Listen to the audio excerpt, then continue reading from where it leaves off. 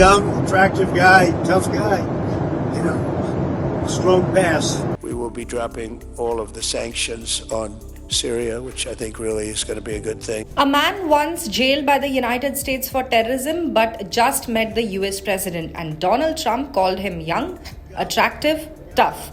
So why is America suddenly warming up to a former al-Qaeda fighter? Let's break it down.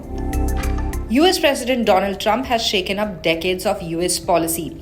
By meeting Syria's interim president, Ahmad al-Sharaa, this is the first time in 25 years that a US president has met a Syrian leader.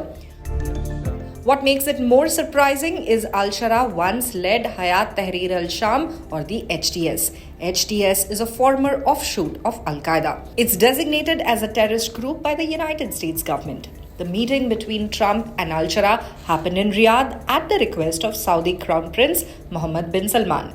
Just a day earlier, Trump lifted sweeping sanctions against Syria. Sanctions that had been in place in 1979. With the support of leaders in this room, and they're great leaders, we are currently exploring normalizing relations with Syria's new government, as you know, beginning with my meeting with President Ahmad al-Sharaa and Secretary Rubio's meeting with the Syrian foreign minister in Turkey after discussing the situation with Crown Prince Mohammed and President Erdogan of Turkey.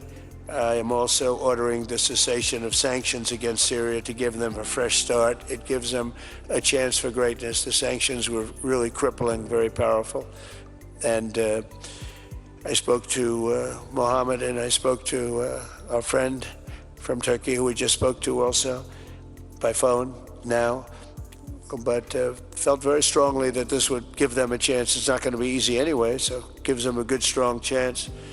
And it was my honor to do so. So we will be dropping all of the sanctions on Syria, which I think really is going to be a good thing. And we made a speech last night, and that was the thing that got the biggest applause from the room. We had a very crowded room with thousands of people, and the statement that got the biggest applause was dropping the sanctions on Syria. How did you find the Syrian president? Right. I think very good.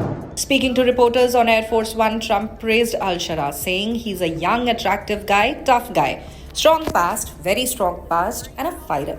Young, attractive guy, tough guy, strong pass, very strong pass fighter. Does that worry you at all? He's got a real shot at pulling it together. I spoke with President Erdogan, who I'm very friendly with him. He feels he's got a shot. Trump added that the Syrian leader has a real shot at doing a good job rebuilding the war-ravaged country. The US has long treated Syria as a pariah, especially during the rule of former President Bashar al-Assad. But this meeting and the lifting of sanctions signal a major shift. Still, Trump made no promise to remove Syria from the US list of state sponsors of terrorism. That designation has been in place in 1979 due to Syria's support for Palestinian militant groups, and it severely limits foreign investment. Ahmad al-Sharaa is better known by his old alias Abu Mohammad al-Julani. He fought against US forces in Iraq and even spent years in American custody.